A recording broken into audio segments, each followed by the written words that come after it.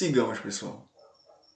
Esse problema daqui, ele envolve agora soma e subtração de números que tem a parte inteira e tem a parte fracionária, tá bom? Então, fazendo-se as operações indicadas a gente tem as operações, obtém-se o quê? Vimos que na hora de determinar a soma e a subtração de números que tem vírgula, a gente vai colocar termo abaixo de termo e vírgula abaixo de vírgula, tá bom? Casinha abaixo de casinha, em sua ordem, beleza? Então, a gente pode realizar primeiro essa soma. A gente vai da esquerda para a direita. Então, a gente realiza essa soma aqui, ó. 0,74 mais 0,5. Só que a gente viu em sala de aula que o 0,5 é igual a 0,50, que é igual a 0,500. Ou seja, o número zero após a vírgula, tá bom? Quando ele, além de ser após a vírgula, ele é um número que depois dele não vem nenhum número diferente do zero. Por exemplo, 0,502, tá bom? Isso aqui é uma situação totalmente diferente dessa aqui. Então, o zero após a vírgula, ele não vale de nada, por isso que a gente não cita. Porém, nessa outra situação aqui, a gente tem um zero após a vírgula, porém esse zero está entre dois números inteiros. Nessa situação, o zero tem que estar, tá bom? Está sempre aparente. Mas, enfim, recapitulando, o 0,5 é igual ao 0,50, então a gente põe o zero aqui só para a gente não se confundir. 4 mais 0, 4. 7 mais 5, 12. Vai 1. 1 com 0, 0. 1, não. 1 com 0, 1. 1 com 0, 1 também. Então, vírgula abaixo de vírgula, a vírgula vai ficar entre o 1 e o 2, beleza? A gente obteve o resultado dessa primeira expressão. Assim, a gente continua. A gente agora vai fazer o 1,24 menos o 1,5. Que é 1,5 é 1,50, que é 1,500 e assim por diante. Tá bom? Então, para a gente efetuar essa subtração aqui, a gente tem que lembrar do seguinte. A gente pode fazer de duas maneiras, né? A gente pode fazer o cálculo mental, a gente pode ir lá e colocar no algoritmozinho da gente. Veja bem, se você tem R$1,24 e deve R$1,50 de uma água que você comprou, você vai lá no vendedor e paga o R$1,24. Porém, vai ficar algo na sua conta ainda, no caso, né? Seu saldo ele vai ser positivo ou negativo, já que o dinheiro que você tem é menor do que sua conta. Vai ser negativo, é óbvio. Você vai ter, no caso, um débito a ser pago com o vendedor. Então, se tu compra uma água a R$1,50 e só tem R$1,24, tu vai ficar devendo. Então, o valor disso aqui vai ser um valor negativo. A gente poderia fazer de cabeça já e vai ver que é 0,26. Porém, a gente vai fazer de uma maneira diferente. Tá bom? Isso aqui vai ser 0,26. A subtração disso, como o valor é negativo, vai ficar menos 0,26. Mas a gente vai seguir uma determinada regrinha. Numa subtração entre dois números, a gente faz o seguinte. Numa soma ou subtração, isso vale para tudo. A gente repete o sinal do maior deles, que no caso é 1,5, ou 1,5, e a gente subtrai. Tá bom? Então a gente vai usar essa regrinha aí para os sinais, ok?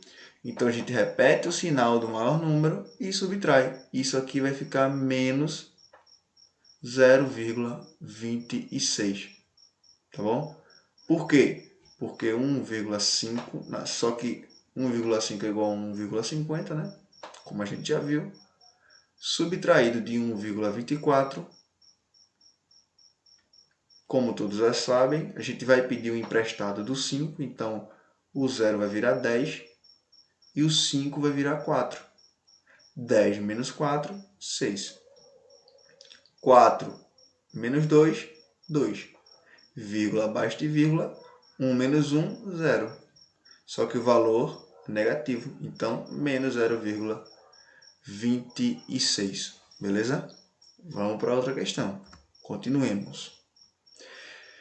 Nessa daqui a gente tem o seguinte. Ana precisa digitar a fração 8 sobre 10, ou 8 décimos, na calculadora, mas não consegue. Ela poderá substituir a fração por outras representações. Representação de fração. Indique a alternativa que representa duas possibilidades que Ana poderá usar. Quais são as representações de 8 décimos? Beleza? A gente sabe que a fração é uma divisão, então a gente pode primeiro efetuar a divisão aqui. A gente tem 8 dividido para 10. Dá para dividir? Não, então a gente acrescenta o 0 aqui e o 0 aqui. Operaçãozinha básica de divisão entre números naturais. O 80 dá para dividir para 10? Dá, porque dentro de 80 a gente tem 8 10. Então, a gente desce aqui o 8. 8 vezes 10, 80. Para 80, falta nada. Então, isso pode ser representado por 0,8. Vamos ver, já anular algumas questões. O 0,8 não está aqui e nem está aqui. Ou é essa ou é essa.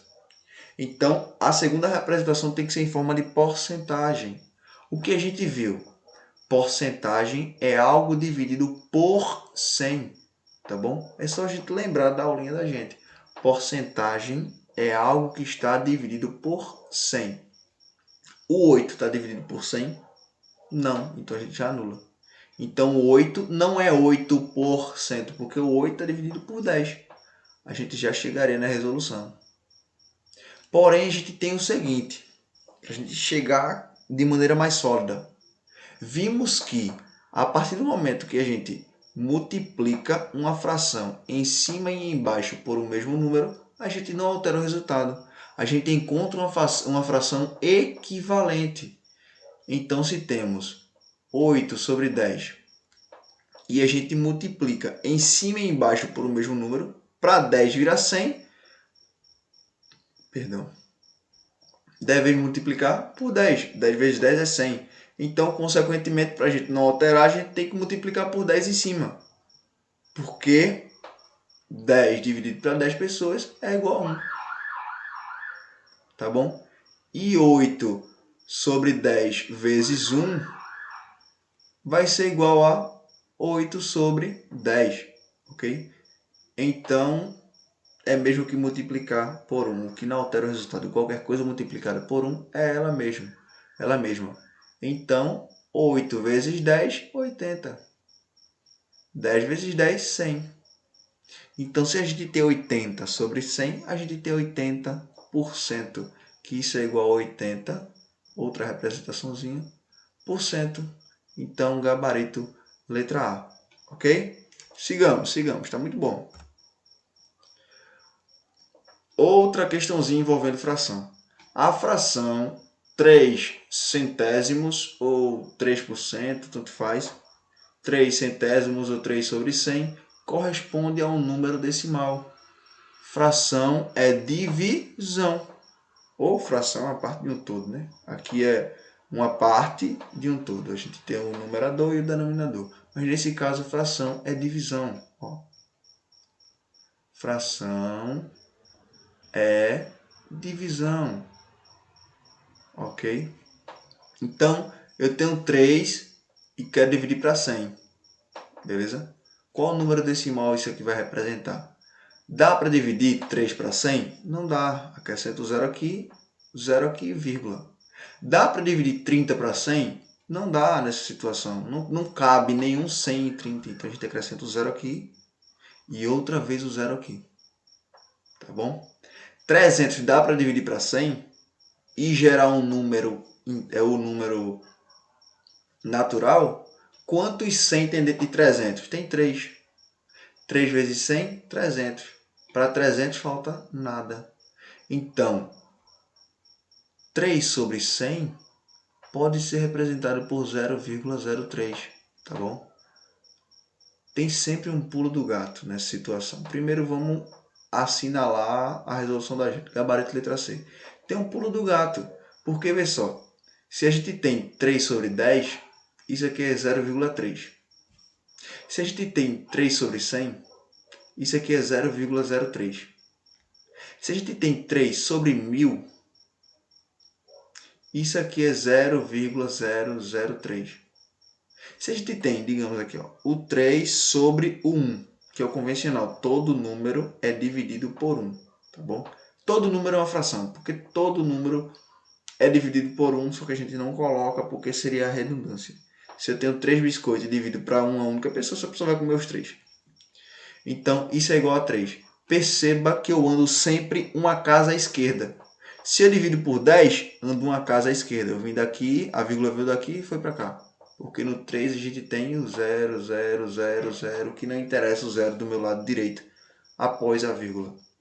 Então, a vírgula veio de cá uma vez e foi para lá. Eu tenho apenas um 0 embaixo. Quando eu tenho 2 zeros embaixo, ou seja, eu divido por 100, eu ando uma, duas casinhas, beleza? Quando eu tenho o 1000, eu ando uma, duas, três casinhas. E assim por diante. Há um padrão nesses números que são divididos por 10, 100, 1000 e assim por diante. Tá bom? Enfim, sigamos. Vamos lá. Em qual das figuras abaixo o número de bolinhas pintadas representa 2/3 do total de bolinhas? Beleza. Primeiro a gente analisa nessas questões que há um padrão de total de bolinhas. A gente tem 1, 2, 3, 4, 5, 6. É sempre 6. Total é sempre 6. Beleza? Ou seja, o todo é sempre o 6. Vamos ver a parte. Temos essa fração aqui, né? Onde a parte é 3 e o todo é 3 e a parte é o 2. Ok? Então, temos o 2/3 ou 2 sobre 3. A gente, no caso, vai encontrar uma fração equivalente. Porque, veja bem, como fração é a parte do todo, essa fração onde a gente tem o total vai ser um número qualquer dividido por 6. A gente vai fazer o processo inverso nessa situação. Para essa fração aqui ter o denominador 6, de modo que não altere seu resultado, eu tenho que multiplicar embaixo por 2. Só que para não alterar o resultado, eu tenho que multiplicar em cima também por 2. Então, embaixo eu vou ter o 6, bateu, correspondeu, total de partes. E em cima tem um 2 vezes 2, que vai ser o 4. Que essa fração daqui é equivalente a essa, pelo simples fato de não serem iguais, porém têm o mesmo valor. Essa é a definição de equivalência, como eu dei o exemplo em aula. Tá bom? Um determinado carro tendo a força de 130 cavalos, ele não é 130 cavalos, tá bom? Porém, tem o mesmo valor em termos de força. Então, ser equivalente é ter o mesmo valor, é ser parecido, mas não necessariamente ser igual. Então, a gente tem que encontrar a fração que representa 4/6 e a gente tem uma bolinha, 2, 3, 4 pintadas, das 6, gabarito letra C, ok?